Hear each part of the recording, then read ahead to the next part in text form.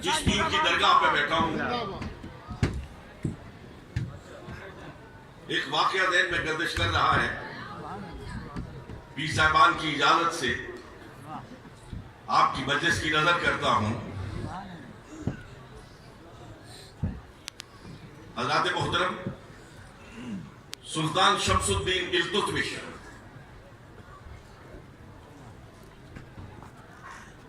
جب تخت پر بیٹھا تو وہاں سجدہ ریز ہو گیا. سجدے سے اٹھا تو عمائدین سلطنت سے پوچھا کہ مجھے بتاؤ یہ تخت مجھے کیسے ملا ہے, یہ بادشاہ مجھے کیسے ملی. ہر ایک نے کہا آپ کی ذہانت کی وجہ سے, آپ کی فطانت کی وجہ سے, آپ کی شجاعت کی وجہ سے, آپ کی سیاست کی وجہ سے, جو بھی صفات ممکن تھی سب گنواتے رہے. اس کی آنکھوں سے آنسو بہنے لگے. کہا نہیں, تمہیں نہیں معلوم, تمہیں نہیں معلوم, میں تمہیں بتاتا ہوں. میں بغداد میں تھا, ایک امیر عورت کے گھر پہ نوکری کیا کرتا تھا. ایک روز اس خاتون نے مجھے کچھ ٹکے دیے اور کہا بادشاہ جاؤ بازار میں جا کے سودا لے کے آؤ.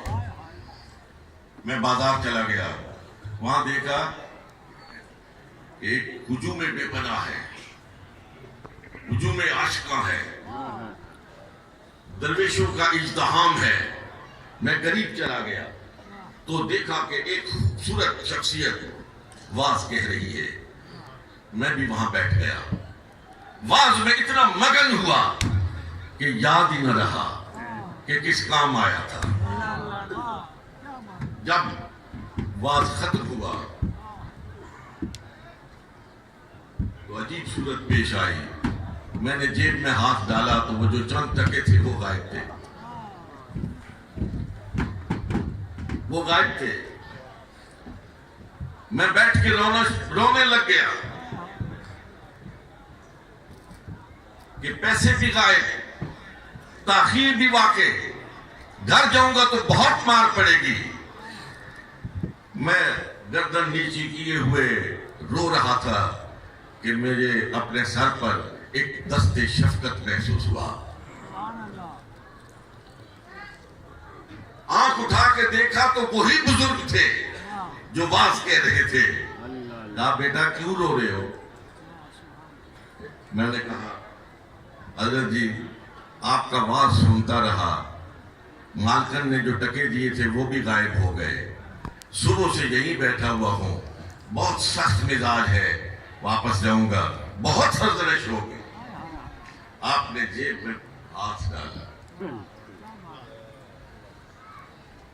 پیسے دیے, نکالے, میرے ہاتھ میں تھمائے.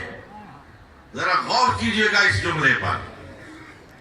سلطان شمس الدین التتمش کہتا ہے وہ پیسے میرے ہاتھ میں تھمائے اور ارشاد فرمایا کہ بیٹا یہ پیسے لو, سودا خریدو, مالکن کے پاس جاؤ, لیکن ایک بات یاد رکھو, جب کل تخت سلطنت دہلی پہ بیٹھو تو ہم فقیروں کو نہ بھولنا,